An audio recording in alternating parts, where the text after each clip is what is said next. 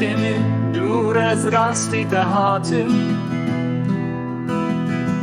Ne xewna şevê bû bi çavê xwe dîtim. Dilê min geş bû bi dîtina te. Stranên evînê bi dengê navê te. Destana jiyanê nivîsî bi xwîna sor.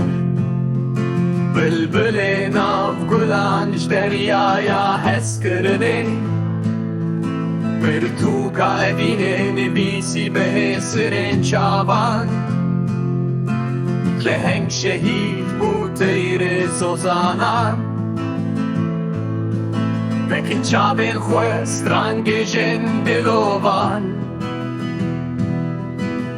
Mir xasî ket nav refên nemiran. Canê min gorî be rê vekirî beştere. Dengê bilbilan strana şalûran.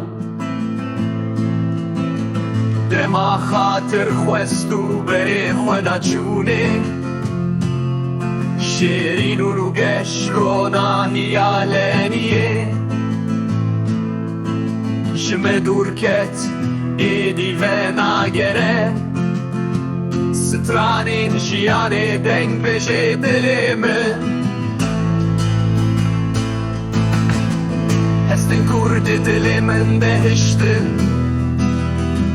Wek stêrka geş li asîmanê şevê. Navê te li ser lêvên min dimîne.